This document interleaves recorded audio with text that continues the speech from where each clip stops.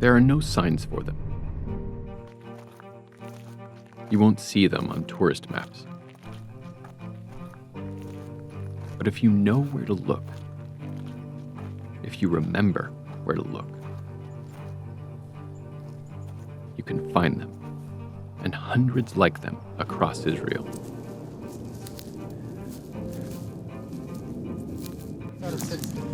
كلها مهدمينها ورايحة.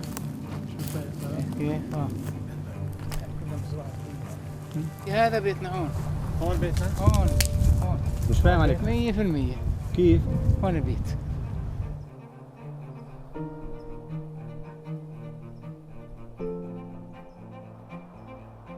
To know the stories of these ruined towns and villages is to understand the heart of the Israeli-Palestinian conflict.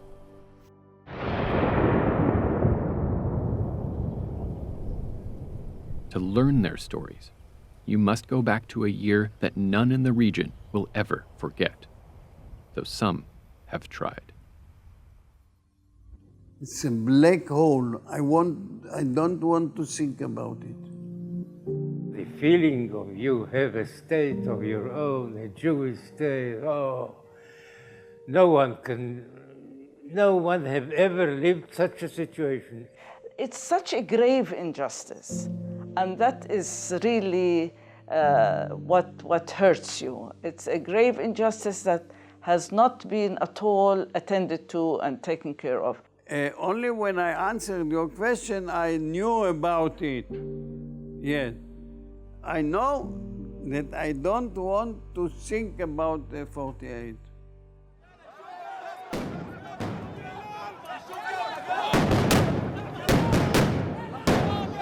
The Israeli-Palestinian conflict can seem impossible to comprehend.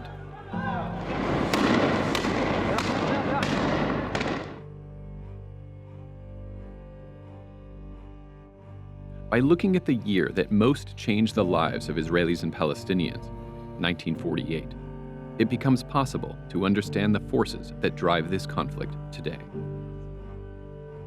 For Israelis, 1948 was a year of creation. The terrible injustices Jews had faced throughout the world would finally come to an end with the realization of their long sought-after solution, a Jewish state in Palestine. For Palestinians, 1948 was a catastrophe. That one year saw the destruction of hundreds of Palestinian villages and towns, their inhabitants replaced by outsiders from Europe and Russia, and most Palestinians would never see their home again.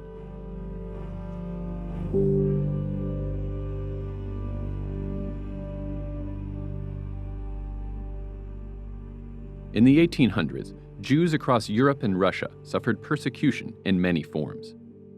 Racial stereotypes of Jews were rampant. Movements called for boycotting Jewish businesses. In many places, Jews were not allowed to attend universities, were forced to live in certain neighborhoods, and were prevented from entering roles in government. In other places, whole towns would rise up against their Jewish populations and attack them en masse, resulting in looting, robbery, rape, and massacres. Jews began to look for a way to end their suffering. Some came up with the idea to bring all of the Jewish people out of Europe and settle in a place where they could finally be secure. The place they chose was Palestine, and the movement, formed at the end of the 19th century, became known as Zionism. We were Zionists. We were for building a homeland. Well, what the Jews did in their little circles and societies abroad, which promoted Zionism, as it came to be called, is they gathered some money and then they sent off a family or a group of 20 people or whatever to Palestine. They bought little chunks of land and established small settlements. הרוח הייתה בהחלט של רוח של תקווה ושל התלהבות והרגשה שפה בונים משהו. Europeans had been colonizing land across the globe for centuries, and Zionism would follow in that tradition. But there was a problem that was overlooked by a popular Zionist slogan about Palestine. A people without land for a land without people. Okay, so they wanted to give the Jews a land. because they didn't have land. But the problem is that the land they gave them had people. It was inhabited by Palestinians for thousands of years.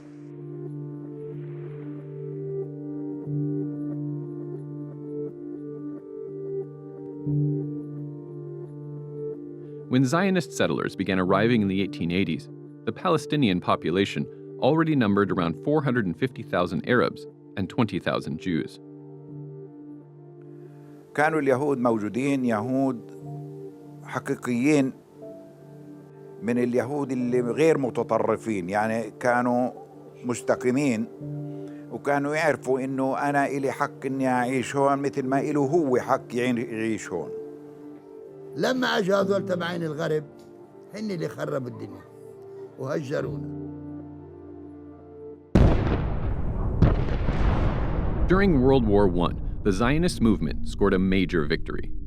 The British Foreign Secretary Arthur Balfour declared support for the creation of a national home for the Jewish people in Palestine. A few weeks later, the British Army conquered Jerusalem and began implementing the Balfour Declaration. In the early years of the movement, calls for removing Arabs from Palestine were not often made publicly by Zionist leaders.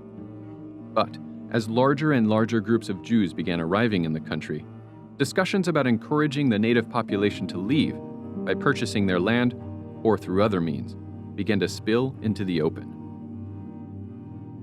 In the 1920s, thousands of Arabs became homeless after Zionists purchased their land out from under them by making deals with wealthy landlords from nearby countries. The rise of Hitler in the 1930s led to a massive increase in Jewish immigration to Palestine. The Arabs watched the arrival of more and more Zionists, saw the growing number of those who had lost their homes, and heard pronouncements by some Zionist leaders that they had plans to one day outnumber the Arabs. The Arabs revolted. In 36, 39, they revolted against the British and against the Zionist presence. The leadership of the Zionist movement and the leadership of the Palestinian Arab population. They both have made the same diagnosis of their situation, and this is what they understand, that the establishment of any type of Jewish state in any part of Palestine where there was going to be a Jewish majority necessarily required the large-scale displacement of Palestinian Arabs. Early Zionism thought you can actually buy the Palestinians out. You can buy bits of the land here, you push them out, gradually you push them into Transjordan. By the mid-30s, the key figures within the leadership realized the only way to do it is to do it on a mass scale, to engineer it. In 1940, Yosef Weitz wrote in his diary, "The only way is to transfer the Arabs from here to neighboring countries. All of them, except perhaps Bethlehem, Nazareth, and Old Jerusalem. Not a single village or a single tribe must be left."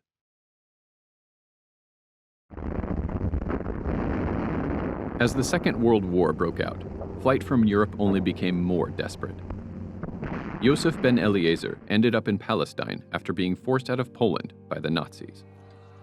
We were ordered to go out from the town. The SS were standing around us, and mothers with children, old people, handicapped, everyone, a whole mass of people moving towards the River Seine. In there we were searched for all valuables, and they were taken away from us. Poland, there were 25 children in my class. Two of us remained after the war. All the rest were killed. I had a view that we are fighting for survival, and that if we will not fight, we will experience here a second Holocaust, which may have been not objective, but that's what I felt at the time. In Palestine, even before World War II began, it was clear that war was on the horizon.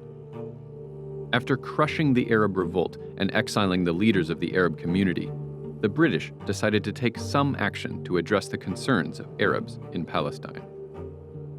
And this pushed the British into gradually stopping Jewish immigration, What this meant to the Jews was that the path of achieving statehood through majority, through gaining a Jewish majority here, was blocked.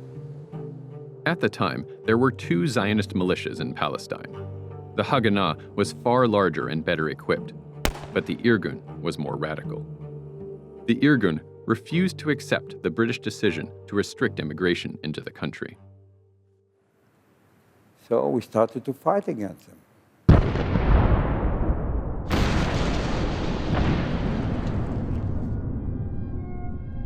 My father was at the doorstep of the building and looked at his watch, and he said, "It's too early now. I'm going to come and have lunch at the YMCA anyway."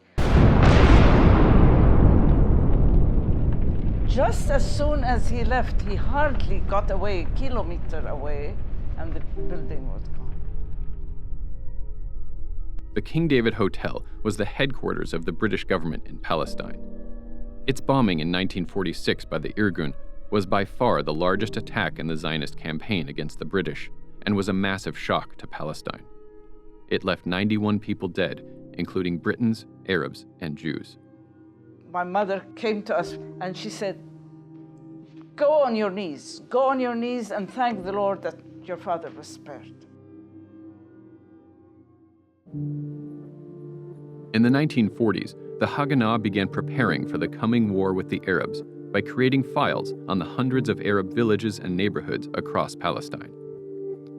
We used to spy, you might call it, on the Arab villages around to prepare ourselves for the day in which we knew will come, when the British leave, that the fight will not be against the British, but between the Jews and the Arabs.